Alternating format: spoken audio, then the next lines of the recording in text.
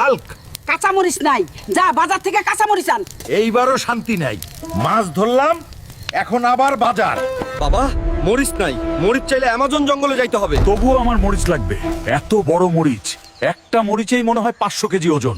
এই, তুই এখান থেকে মরিচ নিলে জানে বাঁচবি না। আমার মরিচ লাগবেই, এইটা নে। মরিচের লগে এটা আবার কি? দাদি এই, নাও তোমার মরিচ। মরিচের সাথে এটা আবার কি? মরিচের সাথে পাখিও রান্না করে খাবো। হাল্ক, তুই একবারে শেষ।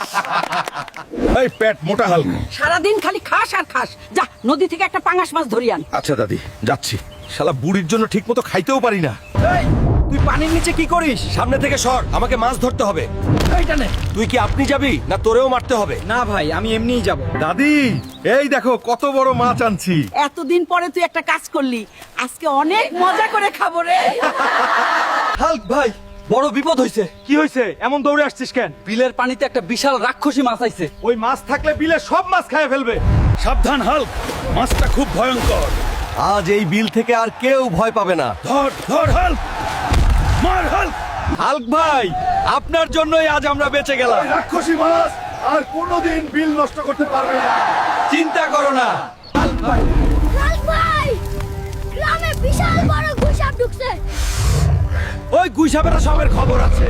তুই এই গ্রামের কোনো ক্ষতি করতে পারবি না। এখন তোর খেলা শেষ। এই গ্রাম আমার দায়িত্ব।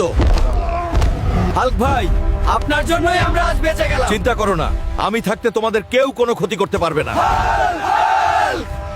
কিরে হালক, এত বড় মাছ কই পাইছস? আমার দাদির জন্য নিয়ে যাইতেছি। সবকিছুই শেষ হয়ে গেল ভ্যান গাড়ির জন্য। এই মধু হাল্ক, বাজার আর মাছ কই? দাদি, ভ্যান গাড়ি ধাক্কা দিয়ে সব মাছ আর বাজার ফালাই দিছে। বাড়ি থেকে বেরো মোটু হাল্ক। দাদির মুখে হাসি ফেরানোই আমার কাজ। দাদি, দেখো, আমি নিজেই নদী থেকে ধরছি। আল্লাহ, এত বড় পাঙাশ।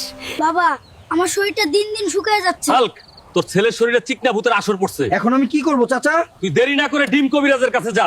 কবিরাজ চাচা, আমার পোলাটা খুব অসুস্থ, দয়া করে আমার বাড়িতে একবার চলেন। চল আমার সাথে, আমার ছেলেটাকে ভালো করে দিতে হবে। একটুও চালাকি করিস না। ঠিক আছে, আমি যাব।